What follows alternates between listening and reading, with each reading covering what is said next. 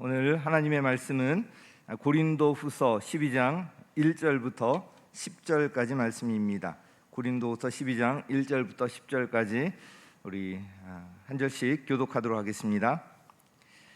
사람이 나에게 이룰 것은 없으나 이미 말이 나왔으니 주님께서 보여주신 환상들과 계시들을 말할까 합니다. 나는 그리스도를 믿는 사람 하나를 알고 있습니다. 그는 14년 전에 셋째 하늘에까지 이끌려 올라갔습니다. 그때 그가 몸 안에 있었는지 몸 밖에 있었는지 나는 알지 못하지만 하나님께서는 아십니다. 나는 이 사람을 압니다.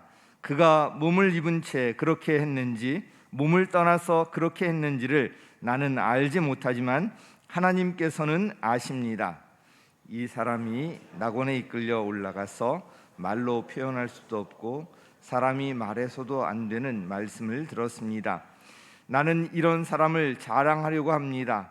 그러나 나 자신을 두고서는 내 약점밖에는 자랑하지 않겠습니다. 내가 자랑하려 하더라도 진실을 말할 터이므로 어리석은 사람이 되지는 않을 것입니다. 그러나 자랑은 삼가겠습니다. 그것은 사람들이 내게서 보거나 들은 것 이상으로 나를 평가하지 않게 하려는 것입니다. 내가 받은 엄청난 계시들 때문에 사람들이 나를 과대평가할는지도 모릅니다. 그러므로 내가 교만하게 되지 못하도록 하나님께서 내 몸에 가시를 주셨습니다.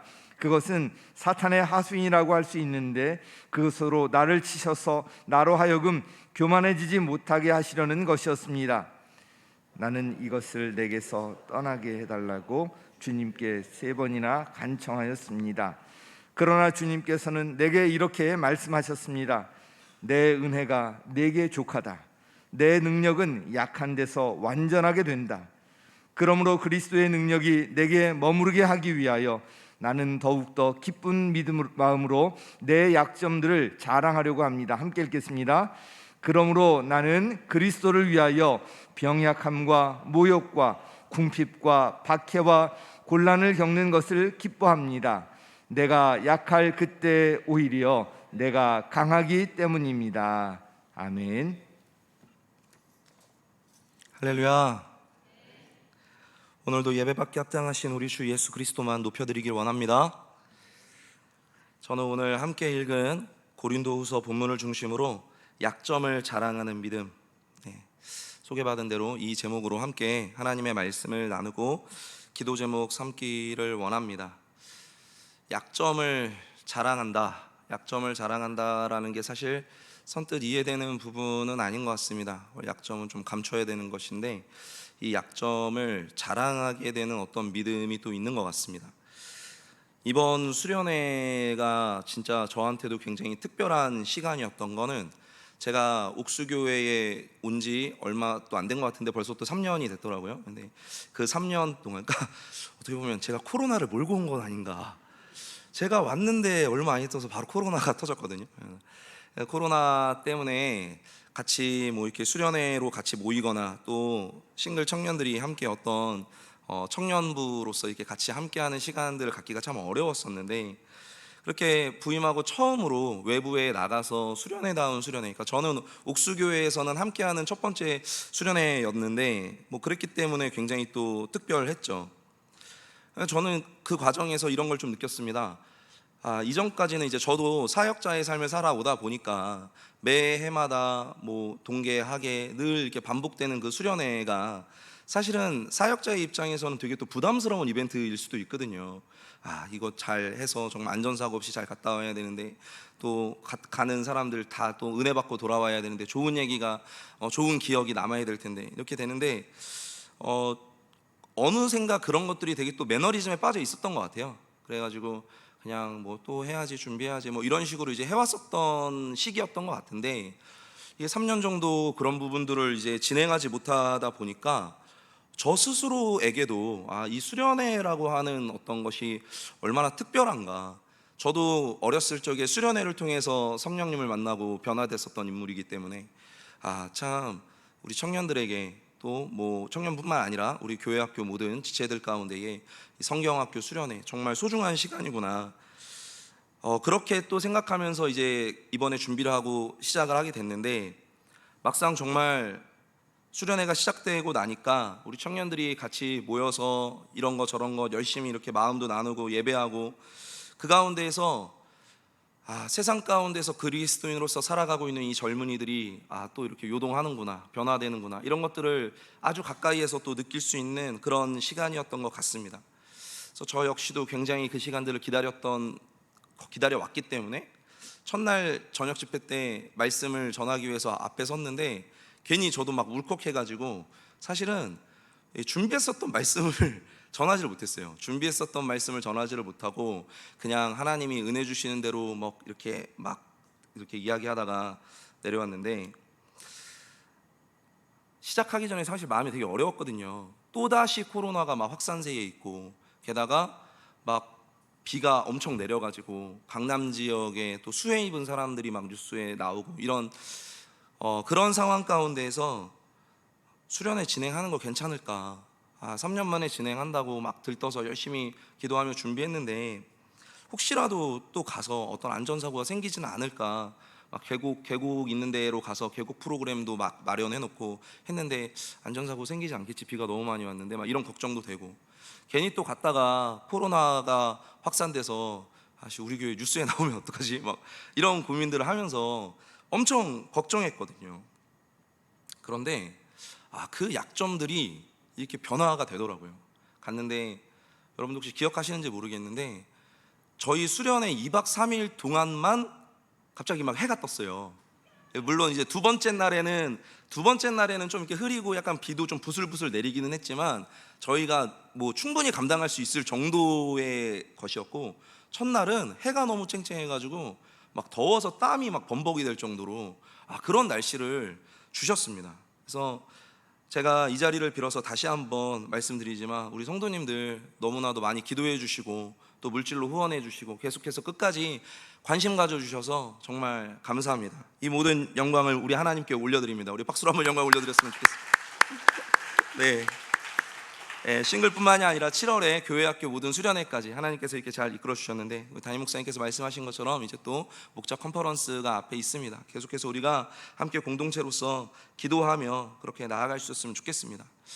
수련회를 갔다 와가지고 이제 또 주일 예배 설교를 준비를 하면서 어떤 말씀을 나누어야 할지 이렇게 기도하는 마음으로 이렇게 준비를 했는데, 하나님께서 계속 마음 가운데에 지난 이제 수련회를 떠나기 전에 제가 새벽 예배 시간대에 제가 본문으로 이제 고린도후서 선정해서 말씀을 나누었는데 그 부분을 계속해서 떠올리게 하시더라고요. 수련회 갔다 와서 뭐 지쳐서 했던 것도 반복하는 거 아니냐, 이런 거 아니고요.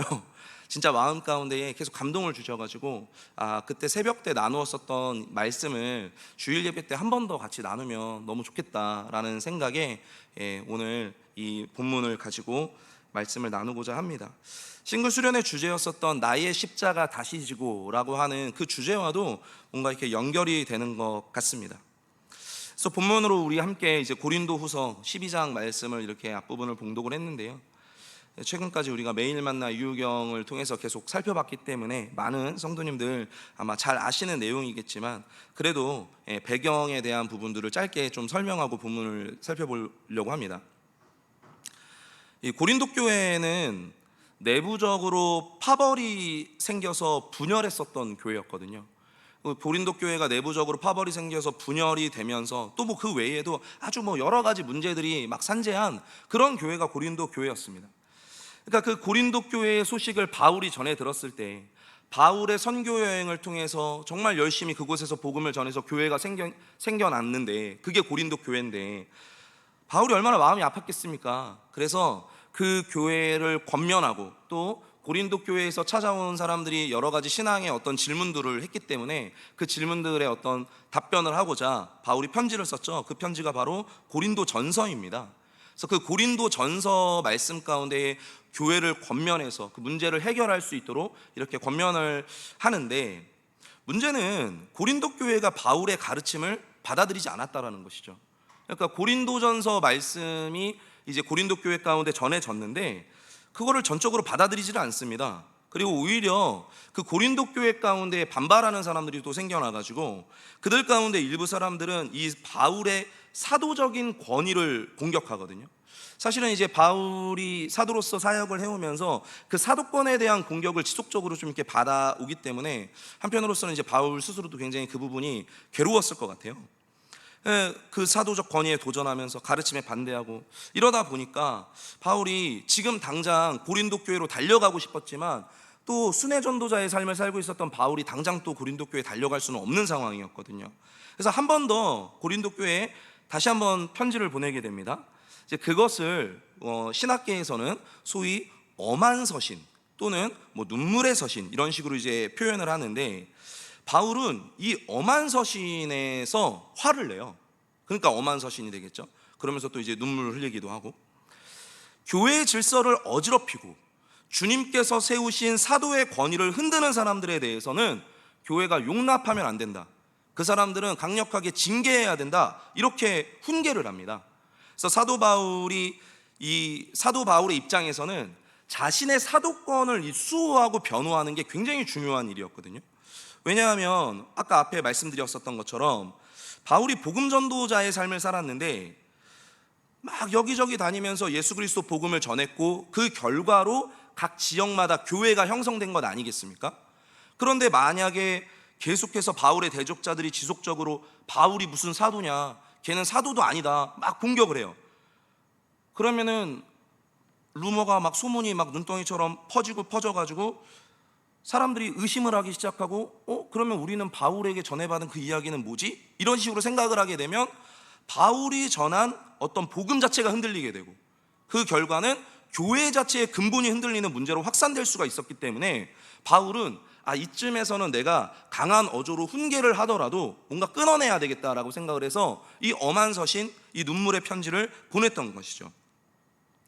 다행히 너무나도 감사하게도 바울의 이 엄한 편지, 눈물의 편지, 이것을 통해서 고린도 교회가 회개를 하게 됩니다. 회개를 하고 그 교회 안에서 바울의 사도권을 공격했었던 그 대적자들을 징계하고 이렇게 나아갔었던 것이죠. 디도라는 인물을 통해서 그 고린도 교회가 그런 식으로 말씀을 받아들이고 회개하기 시작했다라는 소식을 들으니까 바울이 이제 마음이 너무나도 기쁜 거예요. 다행이다 라는 생각을 하면서 잘 됐다 이러면서 바울이 다시 한번 고린도 교회에 편지를 씁니다. 이제 그 편지가 바로 고린도 후서라고 하는 말씀인 것이죠. 그것이 이제 우리에게 전해져 내려오는 것인데, 이 고린도 후서에서 바울은 회개한 고린도 교회를 칭찬합니다. 칭찬하고 이제 또 마음에 그래도 또 혹시라도 다시 바울의 대적자들이 거기서 몰래 활동을 해서 문제를 일으킬 수도 있으니까 그것들을 경계하면서 이 거짓 교사들 경계해야 된다. 그러면서 자신이 지금까지 무수히도 공격받아 왔었던 그 사도권을 변호하기 위해서 메시지를 또 기록하게 됩니다. 그러다 보니까 이 고린도 후서라는 성경에는 바울의 어떤 자전적인 이야기들이 좀 많이 기록되어 있어요. 내가 어떻게 했고 어떻게 했다 뭐 이런 이야기들이 기록이 되어 있는데, 어떤 면에서는 자기 자랑처럼 보이는 이야기들이 또 이렇게 나열되기도 합니다. 내가 예수님 복음 전하려고 이렇게까지 했어 막 이런 식으로 이제 얘기하는 것이죠. 바울이 자기 스스로를 자랑하듯이 이렇게 이야기를 기록했던 것은 실상 정말 자기 자신을 사람들한테 높이고 자랑하고 싶어서 그랬던 것이 아니라 이 사도권을 공격하는 대적자들로부터 그 사도권을 변호하기 위해서 그랬던 것이죠. 정말 복음을 전하는 사역자로서 그 공적인 자격을 수호하기 위해서 그렇게 했던 것입니다. 특별히 이제 오늘 우리가 읽은 이 본문 가운데에도 바울이 짧게 자랑처럼 이야기하는 부분들이 있는데, 그것이 무엇이냐면 자기가 경험한 환상과 계시의 이야기를 하고 있습니다. 우리 본문 1절 말씀 다시 한번 한 목소리로 함께 봉독해 보도록 하겠습니다. 시작. 자랑함이 나에게 이루울 것은 없으나 이미 말이 나왔으니 주님께서 보여주신 환상들과 계시들을 말할까 합니다. 아멘. 바울이 이미 이전에 기록했었던 고린도전서 말씀을 보면요, 거기 13장, 우리가 이제 너무나도 잘 아는 사랑장이라고 불리우는 말씀이죠. 거기를 살펴보면 사랑은 자랑하지 않고 교만하지 않는다라고 이미 바울이 거기서 이야기를 했어요. 그렇기 때문에 바울은 누구보다 스스로에 대한 자랑을 사람들 앞에 늘어놓는 것이 그렇게 유익하지 않다라는 것을 아주 잘 아는 인물이었습니다. 물론 과거와 달리 이제 요즘 시대는 또 이제 자기 PR 시대라 그래가지고 자기의 장점을 잘 드러내고 어필하는 것이 중요할 때도 있죠.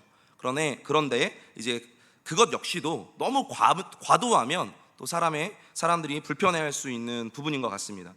과거에는 이 바울이 있었을 때는 지금보다도 훨씬 더 또 보수적인 때였기 때문에 겸손을 미덕으로 여겼었던 때이기 때문에 본인이 자기 자랑에 적극적인 것을 아마 현재보다는 훨씬 더 안 좋은 것으로 여겼을 것입니다.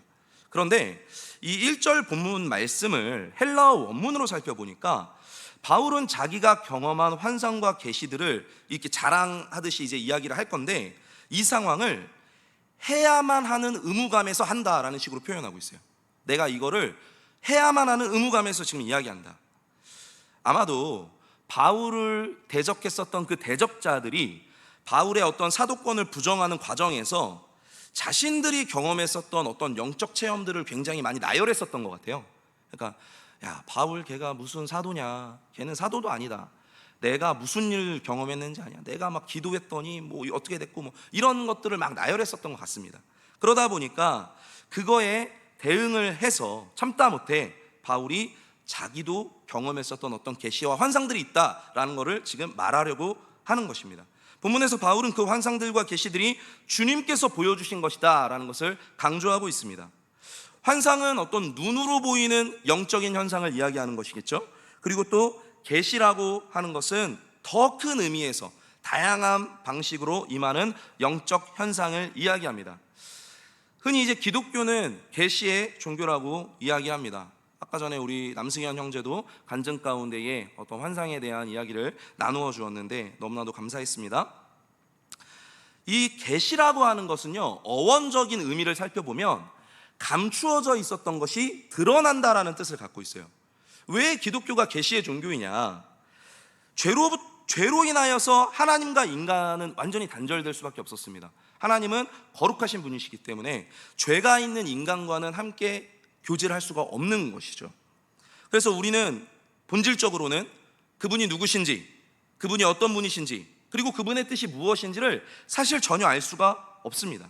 그런데 놀랍게도 성경을 보니까 하나님께서 그 한없으신 사랑과 놀라우신 신적 권능으로 우리 가운데, 죄인인 우리 가운데 먼저 다가오셨다라는 거예요. 그래서 스스로를 계시해 주셨다라는 것이죠. 감추어진 것이 신적 권능으로 드러나게 됐다. 그러니까 이 모든 것은 전적인 하나님의 은혜인 것입니다. 하나님께서 먼저 찾아오시고 말씀해 주시고 알려주심으로써 죄인인 우리는 조금이나마 하나님에 대해서 깨달을 수 있게 되었습니다. 특별히 개개인 가운데 나타나는 어떤 특별한 성령의 역사는 종종 너무나도 신비롭고 좀 놀라운 그런 체험들을 통해서 더욱더 하나님의 뜻이 무엇인지, 또 그분의 존재와 그분이 살아계시다라는 것을 우리 가운데 강력하게 깨닫도록 합니다. 바울 역시 그러한 계시를 통해서 예수 그리스도의 사도가 되었던 인물이고, 누구보다도 환상과 계시에 분명한 체험이 있었던 사람이었던 것이죠. 계속해서 우리 본문 2절에서 3절 말씀 함께 봉독해 보도록 하겠습니다. 2절 3절입니다. 시작. 나는 그리스도를 믿는 사람 하나를 알고 있습니다. 그는 14년 전에 셋째 하늘에까지 이끌려 올라갔습니다. 그때에 그가 몸 안에 있었는지 몸 밖에 있었는지 나는 알지 못하지만 하나님께서는 아십니다. 나는 이 사람을 압니다. 그가 몸을 입은 채 그렇게 했는지 몸을 떠나서 그렇게 했는지를 나는 알지 못하지만 하나님께서는 아십니다. 아멘. 바울이 지금 마치 다른 사람 얘기를 지금 대신 해주고 있는 것처럼 말하고 있어요. 나는 그리스도를 믿는 사람 하나를 알고 있습니다. 그런데 이 본문의 내용들을 쭉 살펴보면 이게 결국은 자기 자신이 경험했었던 이야기를 하고 있는 것이라는 걸 알 수 있습니다. 아직 읽지는 않았지만 우리 7절 서두를 보면 내가 받은 엄청난 계시들이라고 표현하고 있거든요. 그러니까 이 계시의 경험이 바울 자신의 이야기라는 것을 아주 직접적으로 표현하고 있는 것이죠. 그러니까 남의 이야기를 말하고 있는 것처럼 그렇게 표현할 정도로 바울은 자기 스스로가 개인이 경험했었던 어떤 영적 체험, 이것을 막 자랑하듯이 막 썰을 풀어놓는, 이야기를 풀어놓는 이것을 아주 조심스러워하고 있습니다. 이런 바울의 태도가 우리 가운데 좋은 어떤 신앙적 교훈을 줍니다. 오늘날 우리가 신앙생활하고 있는 이 교회 안에서도 여러 가지 영적인 체험들, 어떤 환상이나 계시의 어떤 놀라운 체험들은 지금도 지속적으로 나타나고 있습니다. 성경의 갖가지 어떤 카리스마적인 은사, 목회자를 통해서도 나타나기를 하고요, 아니면 목회자가 아닌 일반 평신도를 통해서도 기도를 통하여서, 아니면 삶의 여러 가지 자리 가운데서 그런 것들이 나타납니다. 그런데 중요한 것은 방언, 방언통역, 신유, 영분별, 축기, 예언, 이런 여러 가지의 어떤 이 환상, 꿈, 이런 특별 계시들, 이것을 우리가 겉으로 드러내고 겉으로 이야기할 때는 조금은 주의가 필요할 때가 있습니다. 가장 기본적인 태도는 무엇이냐면, 바울처럼 그런 것들을 이야기하는 거를 이제 나 스스로를 자랑하기 위해서, 나를 어떻게 드러내기 위해서 말하지 않는 것, 바울이 그렇게 했던 것처럼 그런 어떤 겸손한 태도가 필요한 것이죠. 누군가는 영적인 체험이 누군가의 어떤 그런 영적인 체험이 교회 공동체 안에서 건강한 성령의 은사로 쓰임받기 위해서는 몇 가지를 통해서 좀 스스로를 검증하는 단계가 필요합니다. 첫 번째로, 이것이 내가 지금 경험한 이런 어떤 영적 체험이 교회 공동체와 타인에게 유익한 것인지를 한번 살펴보아야 합니다. 은사라고 하는 것은 다른 사람을 위해서, 공동체에 덕을 세우기 위해서 주어지는 것이라고 말씀은 기록하고 있습니다. 그래서 나 자신을 위해서 주어지는 은사는 방언 기도의 은사밖에 없다라고 이야기해요. 그래서 앞서 말씀드린 것처럼 내가 분명하게 경험한 이 영적인 체험도 나의 신령함을 자랑하기 위한 목적이라면 차라리 말하지 않는 것이 훨씬 유익합니다. 그런데 타인을 위한 것이라 여겨지고 이것이 교회 공동체 가운데 유익한 것이라고 여겨진다면 중보자의 마음으로서 겸손한 마음으로 기도하며 조심스럽게 이야기할 수도 있는 것이죠. 그러므로 우리에게는 나아가 이제 이것이 나를 위한 것인가, 공동체를 위한 것인가를 분별할 수 있는 지혜가 필요합니다. 자, 두 번째로, 내가 경험한 영적 체험이 기록된 하나님의 말씀, 곧 성경 안에서 해석되는 것인지를 살펴보아야 합니다. 특별 계시가 집약되어서 우리에게 주어진 진리의 말씀이 바로 성경책이거든요. 그래서 성경은 그 자체로 100% 완전하다 이렇게 말할 수는 없지만, 사실은 기록된 말씀 그 자체로 충분하고 차고도 넘치는 것입니다. 그러므로 내가 경험한 그 내용이 성경적인 것인지 성경에 분명한 근거가 있는 것인지를 판단하고 분별할 수 있어야 합니다. 만약 그것이 불분명하다면 가장 먼저 그것을 담당 교역자나 담임 목회자에게 먼저 상담하는 것이 더 지혜로운 방법이 될 수도 있습니다. 자, 세 번째로는 내가 경험한 영적 체험이 주님께로부터 온 것이 맞다면 그것을 대하는 성도의 마음에 평안함이 있습니다. 성령님은 인격적인 분이시라서 성령님을 통한 영적 체험은 어떤 과정을 겪든지 그 끝에는 평안과 은혜의 감격이 찾아옵니다. 그런데 그것이 불확실하거나 이것이 주님께로부터 온 것이 아니라면 괜히 마음이 찝찝하고 알 수 없는 두려움이 남습니다. 또 그것을 전해들은 다른 성도들도 뭔가 쉽게 동의가 되지 않거나 공감되지 않고 어딘지 모를 불편함을 느낄 수가 있는 것입니다. 이외에도 더 여러 가지가 있을 수 있겠지만 이러한 몇 가지 과정을 스스로 점검해서 영적인 체험에 대해서는 바울처럼 조금은 조심스러운 태도를 갖는 것이 그렇지 않은 것보다 훨씬 더 유익한 것 같습니다. 그렇지 않고 무분별하게 그냥 쉽게 영적 체험을 자랑하듯이 떠드는 것은 되려 교회의 질서를 어지럽히게 되고 선한 열매를 맺지 못하게 됩니다.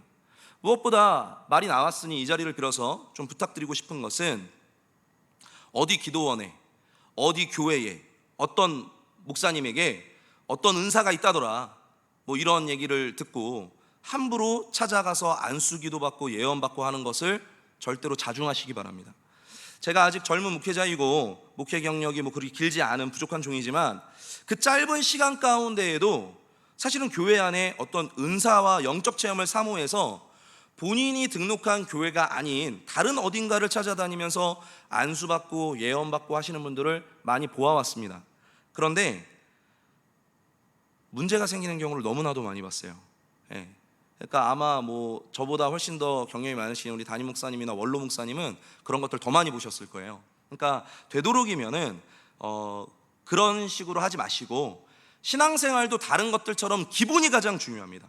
섬기는 교회에서 주일 성수하는 것, 교회의 공예배에 열심으로 참석하는 것, 그리고 누군가로부터 기도받기 이전에 자기 스스로가 하나님과의 1대1 관계 가운데 머무는 것, 그러니까 내가 속한 공동체를 사랑하고 그 공동체의 일원으로서 함께 섬기며 나아가는 것, 그리고 그 누구보다 나를 위해 마음 다하고 기도하시고 눈물 흘리시는 담임 교역자, 담임 목회자님이 나와 우리 교회 가운데 세우신 가장 능력 있는 주의 종이라는 사실을 기억하고 함께 교제하는 것, 이것이 신앙생활의 기본인 줄 믿습니다. 할렐루야. 다시 본문으로 돌아가서 바울은 자기가 14년 전에 셋째 하늘에까지 이끌려 올라갔다라고 이야기합니다. 바꿔 얘기하면 14년 동안 그런 이야기를 풀어놓은 적이 한 번도 없다라는 거예요. 그는 자신이 육신의 몸을 가지고 그 일을 경험했는지 아니면 몸을 떠나서 영혼만 그런 일을 경험했는지 그것이 불분명하다라고 이야기합니다. 하지만 하나님께서는 아신다, 이렇게 고백을 하고 있죠. 당시 유대적 사고에서 하늘은요 여러 층으로 되어 있다라고 여겨졌어요. 보편적으로는 첫째, 지상에서 하늘을 올려봤을 때 보이는 그 파란 하늘, 그것이 이제 첫 번째 하늘이라고 여겨졌습니다. 굳이 얘기하면 지구의 대기권 안을 이야기하는 것이 되겠죠. 그리고 둘째 하늘은 우리 눈에 보이는 하늘 위에 하늘이 있다라고 생각해요. 별들이 있는 우주, 이것을 이야기하는 것이겠죠. 자, 그리고 마지막 셋째 하늘은요 이 두 하늘을 넘어서서, 우주를 넘어서서 존재하는 것으로서 하나님이 계시는 곳을 이야기합니다. 그러니까 쉽게 얘기하면 천국을 얘기하는 거죠. 천국을. 그러면 바울은 지금 어디 갔다 왔다고요?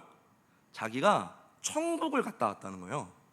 자기가 육신을 입고 갔다 왔는지 영혼만 갔다 왔는지는 불분명하지만 하나님이 계시는 천국을 내가 갔다 왔다, 지금 그 얘기를 하는 것이죠. 그러면 바울의 이런 체험이 얼마나 놀라운 것입니까? 아마 저 같으면 여기저기 떠들고 다녔을 거예요. 그런데 바울은 이에 대해서 내가 셋째 하늘까지 갔다 왔다 라고만 얘기하고 또 더 깊이 이야기를 하지는 않습니다. 우리 본문 4절에서 6절까지 말씀, 조금 길지만 함께 다시 한번 한 목소리로 봉독해 보도록 하겠습니다. 시작. 이 사람이 낙원에 이끌려 올라가서 말로 표현할 수도 없고 사람이 말해서도 안 되는 말씀을 들었습니다. 나는 이런 사람을 자랑하려고 합니다. 그러나 나 자신을 두고서는 내 약점밖에는 자랑하지 않겠습니다. 내가 자랑하려 하더라도 진실을 말할 터이므로 어리석은 사람이 되지는 않을 것입니다. 그러나 자랑은 삼가겠습니다. 그것은 사람들이 내게서 보거나 들은 것 이상으로 나를 평가하지 않게 하려는 것입니다. 아멘. 여기서 말하는 낙원이 곧 앞서 말한 셋째 하늘을 이야기하는 것이겠죠. 그래서 바울은 그곳에서 말로, 사람의 말로 표현할 수도 없고 사람이 말해서도 안 되는 그런 말씀을 들었다라고 이야기합니다. 거기에서 누구를 만났는지, 또 그가 들은 말이 하나님의 말이었는지 예수님의 말이었는지 더 자세하게 설명하지는 않습니다. 애초부터 바울이라고 하는 인물은요 자신의 사도적 권위와 어떤 메시지의 근거를 특별한 영적 체험에서부터 가져오는 인물은 아니었던 것 같습니다. 그는 신비하고 놀라운 경험들보다 예수 그리스도의 십자가와 부활을 포함한 이 복음 그 자체, 복음의 능력을 선포하며 지금까지 걸어왔었던 인물이었습니다. 그렇기 때문에 바울은 자기 자신조차 온전하게 완전하게 이해하지 못하는 그 신비한 체험을 더는 자랑하듯 늘어놓지 않았던 것입니다. 그리고 바울은 겸손한 태도를 유지합니다. 그 과정 가운데서 바울은 놀라운 고백을 하고 있습니다. 5절에서 그러나 나 자신을 두고서는 내 약점밖에는 자랑하지 않겠습니다 라고 이야기하는 것이죠. 서두에 이야기했던 것처럼 약점은 오히려 감추어야 되는 것인데 약점을 자랑하겠다라고 하는 것이 좀 쉽게 이해되지가 않습니다. 제 얘기를 짧게 나누면 저한테는 엄청난 신체적인 약점이 있지 않습니까? 딱 보면 아시겠지만은 저는 키가 작아요. 그래서 청소년 때 한창 민감했었던 사춘기 시절에 키 얘기만 나오면 그렇게 스트레스를 받았습니다. 나는 왜 키가 이렇게 작아가지고 맨날 이렇게 키 때문에 스트레스를 많이 받았어요. 그런데 하필이면 제가 또 좋아하는 운동이 농구입니다. 농구를 왜 좋아했는지 키가 작으니까 늘 한계를 느끼는 거예요. 그래서 늘 스트레스를 받으면서 나는 키가 작은 게 참 내 약점이구나.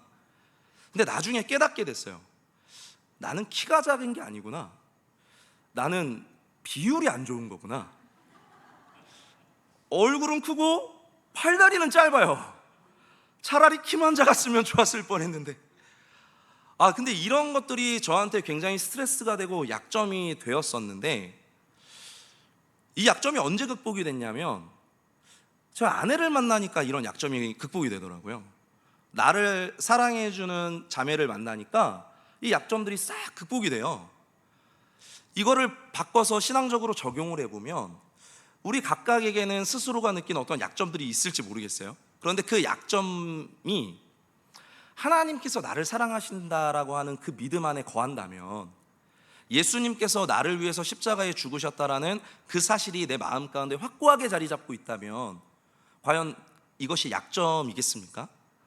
저는 오히려 요즘에 무슨 생각을 하냐면, 제가 키가 작기 때문에, 내가 비율이 좋지 않기 때문에, 내가 얼굴이 크기 때문에 아마 성도님들이 내 얼굴이 잘 보일 거야, 뭐 이런 생각도 하고요. 내가 작은 사람이기 때문에 사람들이 나를 그렇게 불편해하지 않을 것 같아, 뭐 이런 생각도 해보고요. 이 약점이 극복이 되는 은혜가 있었던 것 같습니다. 자, 좀 더 자세한 이야기를 좀 이어가 보도록 하겠습니다. 우리 7절 말씀 함께 한 목소리로 봉독했으면 좋겠습니다. 시작. 내가 받은 엄청난 계시들 때문에 사람들이 나를 과대평가하는지도 모릅니다. 그러므로 내가 교만하게 되지 못하도록 하나님께서 내 몸에 가시를 주셨습니다. 그것은 사탄의 하수인이라고 할 수 있는데, 그것으로 나를 치셔서 나로 하여금 교만해지지 못하게 하시려는 것이었습니다. 아멘. 내가 받은 엄청난 계시들, 복수 표현이지 않습니까? 그러니까 바울이 계시 받았던 놀라운 체험은 분명 하나는 아니었던 것 같아요. 여러 번 있었던 것 같죠. 그래서 셋째 하늘, 막 천국에 갔다 오고 더 많은 놀라운 것들을 바울이 경험했는데, 근데 바울은요, 그런 자신이, 그런 어떤 영적 체험 가운데 살았었던 자기 자신이 교만해지지 못하도록 하기 위해서 하나님께서 자기 몸에 가시를 주셨다라고 지금 고백하고 있어요. 내 몸의 가시, 이게 대체 뭘 의미하는 것인가 아주 명확하게는 알 수 없습니다. 신학자마다 다양하게 해석을 합니다. 바울을 대적하는 대적자들이 있었다, 뭐 이것으로 해석을 하기도 하고요. 아니면 바울이 또 싱글이었는데 바울에게도 어쩔 수 없는 성적인 유혹이 있지 않았겠는가, 뭐 이런 식으로 해석하기도 합니다. 그런데 대부분의 많은 신학자들은 아마 바울에게 육체의 어떤 질병이 있었던 것 같다라고 해석을 해요. 육체의 질병. 심지어 이 가시는요, 사탄의 하수인이 나를 쳤다라고 지금 표현하고 있지 않습니까? 그렇게 표현될 만큼 바울에게 있어서는 매우 어려운 문제였던 것이 분명합니다. 본문에서 쳤다라는 단어는 아주 심하게 때린다는 의미를 가지고 있거든요. 그리고 여기서 동사가 현재형으로 기록되어 있습니다. 그 얘기는 지금 이 본문의 말씀을 기록하는 지금까지도 계속해서 바울은 이 가시 때문에 괴로움에 시달리고 있다라는 것을 알 수 있는 부분입니다. 바울의 가시는 매우 고통스러운 것이었기 때문에 바울은 주님께 간청하며 기도했습니다. 우리 이어지는 8절에서 9절 말씀 함께 봉독하도록 하겠습니다. 시작. 나는 이것을 내게서 떠나게 해달라고 주님께 3번이나 간청하였습니다. 그러나 주님께서는 내게 이렇게 말씀하셨습니다. 내 은혜가 내게 족하다. 내 능력은 약한 데서 완전하게 된다. 그러므로 그리스도의 능력이 내게 머무르게 하기 위하여 나는 더욱더 기쁜 마음으로 내 약점들을 자랑하려고 합니다. 이 몸의 가시가 자신을 떠나도록 3번이나 간절하게 기도했지만 결국 그 가시는 바울을 떠나지 않았습니다. 매번 기도할 때마다 그 괴로운 가시가 나를 떠났으면 좋겠다고 얼마나 간절하게 부르짖으며 기도했겠습니까? 바울이 원하는 기도의 응답은 이런 모양이었겠죠. 당장에 주님의 놀라운 권능과 능력으로 그 가시가 뽑혀져서 밖으로 내던져지는 것, 다시는 그 가시가 나를 괴롭히지 못하도록 그 모든 문제가 완벽하게 해결되는 것, 그리하여 복음 전도자로서, 사도로서 육체의 어려움 없이 더욱 힘써 나아가는 것, 그가 아마 꿈꾸는 기도 응답은 이런 모양이었을 것입니다. 그런데 주님께서는 내 은혜가 너에게 족하다, 내 능력은 약한 데서 완전하게 된다, 이렇게 말씀을 하셨습니다. 아니, 이게 대체 무슨 말입니까? 바울아, 나의 은혜가 이미 너한테 충분하다. 내 능력은 약한 데서 완전하게 된다. 분명 처음에는 바울도 그 말씀을 이해할 수가 없었을 겁니다. 그러니까 다시 한번 간청하며 기도하고 또다시 주님께 간청하며 기도하였는데, 기도를 하면 할수록 바울은 점점 주님의 말씀을 이해하고 깨닫게 되었던 것 같아요. 그래서 바울이 그 첫 번째 깨달음을 이미 7절에서 고백했던 것 같습니다. 무엇입니까? 내가 교만하지 않도록 겸손하라고 나에게 가시를 주셨구나 라고 하는 깨달음이었어요. 그리고 이어서 바울이 기도하면 기도할수록 더욱더 그 마음 가운데 새겨지는 주님의 응답은 바로 그 가시, 그 자신의 연약함으로 인해서 바울 스스로가 더욱 예수 그리스도를 붙잡고 그 은혜 가운데 살아갈 수 있었다라고 하는 고백이었습니다. 놀라운 은혜의 아이러니 아니겠습니까? 일반적으로 기도한 것이 기도한 대로 응답 받는 경우에야 저 사람이 참 영적인 능력이 있구나 라고 인정받는 법이죠. 그러나 바울은 자기 자신의 질병, 자기 몸의 가시 제거할 수 없었던 인물이었어요. 그렇다면 그는 별로 영적인 능력 없는 그냥 연약한 그런 사도 아니었겠습니까? 그러나 하나님께서는 그런 연약한 사도를 통해서 지속적으로 이방 민족들 가운데에 복음을 전파해 가셨고, 또 많은 지역 곳곳에 교회를 세워 오셨던 것이죠. 바울은 자기 자신이 약하고 연약한 존재임을 알았기 때문에 이 모든 역사가 스스로의 능력이 아니라 이 부족한 사람을 통해서 일하시는 전능하신 하나님의 역사이구나 라는 것을 더욱 깊이 깨달을 수 있었던 것입니다. 내가 약할 때 나에게 힘을 주시는 하나님의 능력을 깨닫게 되었고, 그런 하나님의 능력으로 이상하리 많지 더욱더 훌륭하게 사도로서의 사명을 감당할 수 있었습니다. 그 은혜를 깨달은 바울은 본문 9절에서 그리스도의 능력이 내게 머무르게 하기 위하여 나는 더욱더 기쁜 마음으로 내 약점들을 자랑하려고 합니다 라고 고백할 수 있었던 것입니다. 사도의 권위를 변호하기 위해서 시작됐었던 이 바울의 자랑은요, 어느새 자신의 연약함을 자랑하고 있었고, 결국에는 바울의 자랑은 스스로를 드러내는 것이 아니라 예수 그리스도의 능력, 우리 주님의 능력을 드러내는 자랑으로 나타나고 있었습니다. 그러다 보니까 이제 바울을 쳤던 육체의 가시는 오히려 바울에게 하나님이 주신 큰 은혜였다라는 것으로 선포가 되었습니다. 우리 10절 말씀 함께 봉독해 보도록 하겠습니다. 시작. 그러므로 나는 그리스도를 위하여 병약함과 모욕과 궁핍과 박해와 곤란을 겪는 것을 기뻐합니다. 내가 약할 그때에 오히려 내가 강하기 때문입니다. 아멘. 우리 사랑하는 옥수교회 성도님들, 그리고 이 자리 가운데 함께하는 우리 옥수 싱글 청년 여러분, 지난 싱글 할개 수련회를 준비하고 진행하면서 줄곧 십자가를 언급해 왔습니다. 십자가를 지심으로 우리를 구원했었던 예수님의 방법은 그와 가장 가까이에서 함께 있었던 제자들조차도 도무지 이해할 수 없는 방법이었습니다. 왜냐하면 그 십자가가 모욕과 궁핍과 박해와 곤란이고 끝은 참혹한 죽음의 길이었기 때문입니다. 예수님도 두려웠습니다. 그래서 예수님이 겟세마네 동산에서 3번이나 기도하셨던 것 아니겠습니까? 아버지, 할 수 있거든 나에게서 이 잔을 물리쳐 주십시오. 땀방울이 핏방울 될 정도로 간절하게 기도했습니다. 그런데 그 기도의 끝에 우리 주님은요, 그러나 내 뜻대로 하지 마시고 아버지의 뜻대로 하여 주옵소서라고 기도했습니다. 그리고 주님께서는 저와 여러분들을 위해서 십자가를 지시고 그곳에서 모든 것들을 다 이루셨다라고 이야기했습니다. 그렇다면 겟세마네에서 예수님의 기도는 응답된 것입니까? 응답되지 않은 것입니까? 저는 그 기도가 응답된 기도라고 확신합니다. 십자가로 승리하신 예수님의 방법, 이것은요, 우리가 이 세상을 살아가면서 우리가 원하고 우리가 꿈꾸는 어떤 일반적인 어떤 방식의 승리, 그것은 아닌 것이 분명하죠. 세상에서 말하듯이 가장 높은 곳을 쟁취하는 그런 방식은 아니었습니다. 내 연약함이 자랑이 되는 방식이고요, 내 몸의 가시가 은혜가 되는 방식이었습니다. 주님은 오늘도 그 십자가를 다시 지고 자기 자신을 따라오라고 우리 가운데 말씀하고 계십니다.